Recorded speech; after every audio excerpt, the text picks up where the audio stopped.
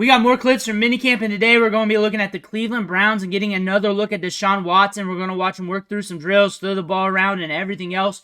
But before we dig in, you need to click that subscribe button right now. We're going hard in the paint every single day, looking at these rookies, looking at these veterans, looking at what they're doing at practice, from rookie camp to OTAs and minicamp to training camp, everything in between, even individual workouts behind the scenes. Whatever it is, it will be here. Click that button. Stop missing out on what your favorite players are doing behind the scenes. And we're looking at Deshaun Watson today. Almost 3 minutes of clips from one practice. This is all from that practice. We're going to watch him rip it. Here we go. Slinging it. Bam. A close-up, too, on that clip. Here's another one. We're going to little play action. Looks like we're getting more up to speed with the arm. As you know, or if you did not know, early in OTAs, he wasn't really throwing that often. Oh, there was a drop. But he wasn't throwing that often due to coming back from the arm injury, the shoulder. And they were keeping it slow, putting him on the pitch count. And I believe he's still on a pitch count. It's just slowly, day by day, ramping up a little bit more from what I'm noticing from the Browns. And he's throwing it hard. He's throwing it deep. A lot of shorter passes in the beginning due to the drills and stuff. There we go. You're getting it out there. He's also putting some mustard on some of these throws, so I don't know if that's really him just trying to get it out or him just testing it. But that one you had to. That window was short. But some of the drills where it's shorter, not contested, you'll see him like put a little extra on it. I don't know if he's testing it or if that's just really him. There's some good touch on that one, though, downfield. Good placement. Step back. We're getting it out there. 6 was in my way. 6 was in my way. I don't even really know what happened. I think it was deflected. Not in there. Stepping back. Getting it out. Oh, this is a follies of a practice so far. Moving around. We're rolling. There we go. We're going to bring that one in. There's Watson. Nothing going on to his right side. Gets it going.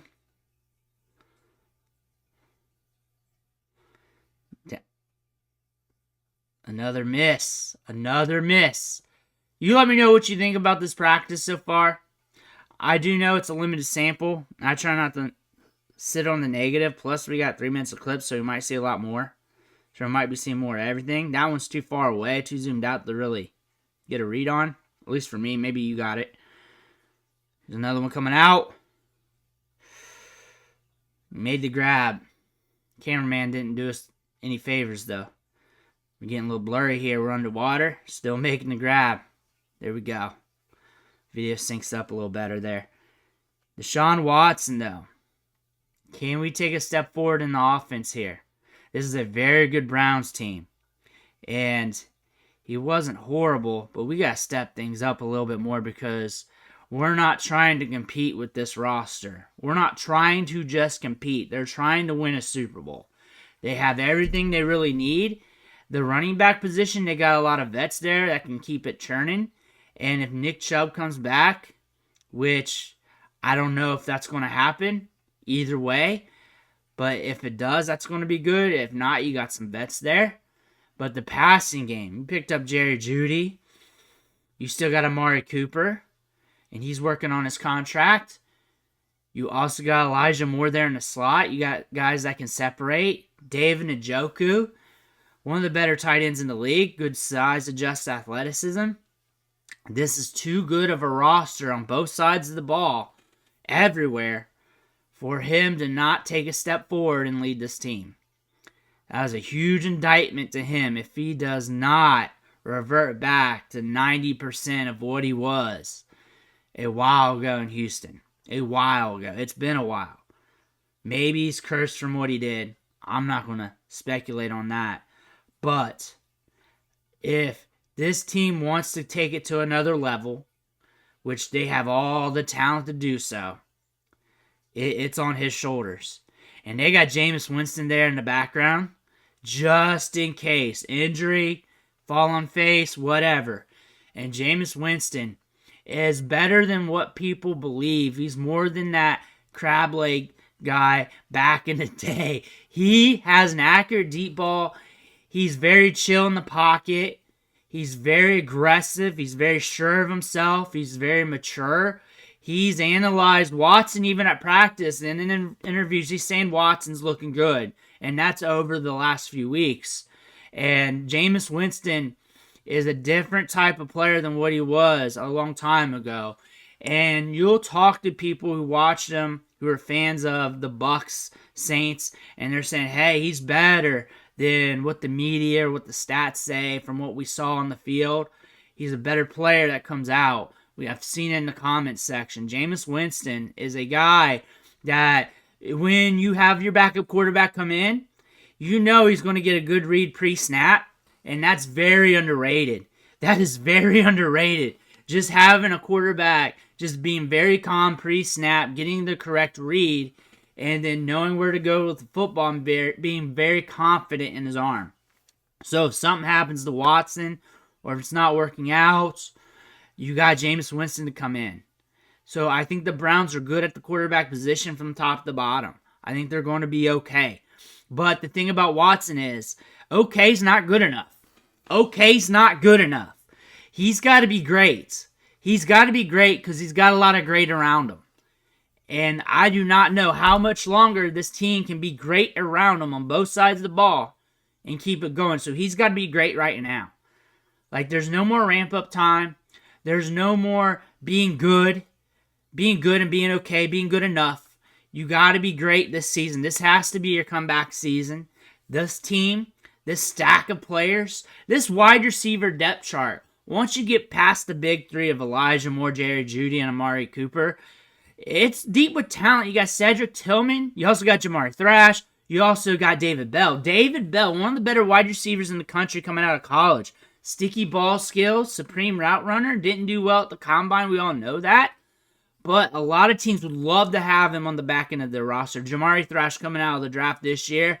Great release package. Excels after the catch. Nasty downfield. Cedric Tillman, one of the best bigger wide receivers in last year's draft. The Browns saw they needed that, and they felt they needed that, and they saw him on the board. And there's not much of a market for bigger wide receivers. They got Cedric Tillman there. They got a lot of prospects there at the wide receiver position. They lost Donovan Peoples-Jones, but they picked up Jerry Jeudy, and they got a lot of depth. They got a lot of depth, and you got David Njoku there. Very underrated tight end considering what he can do on the field. Really came on last year with Flacco. He had a run of games. I want him to be targeted more. I want him used. I feel like he's a talent that we can really talk about for generations. I think he's that good. I think he's that good of a talent. I think he's just sitting there just being ho-hum there, and it's not his fault. Dude had burns on him last year coming out on the field. He is a nasty player. He's old school football, but yet has 2024 athleticism. That's something you don't see every day. For the sake of the players that I love on this team, I need Watson to step it up because I want to see them succeed. And that is for me. And I do want to see these players succeed for them as well, maybe for Browns fans. But there's some of these players. Amari Cooper. Amari Cooper's a guy, he keeps his mouth shut, plays injured, keeps on the field, plays well even at an older age, past the age apex for a wide receiver, gets it done, creates separation. Big-time prospect coming out of college, and honestly did not go in the right situations and has been played on some sus teams throughout his career. He needs his flowers as well. We got a lot of players here that just needs that opportunity, that needs a step up here, that needs fed, that needs it. And Watson is the catalyst for that. And good's not good enough. Like, you can tell me he's good, you can tell me this, that, he did that. Good's not good enough. We need great right now. And I'm sounding hard on him, but he is good, but good's not good enough. With what you got around him, good's not good enough. It's time to take that step forward and make that deep run. It's really that time. It's really that time. Good's not good enough. You got enough players around you to get it done. And this is the year for him. It's make or break. And they said that with the Jameis Winston pickup because they're not messing around anymore. They got too many good players, too many good options on this team.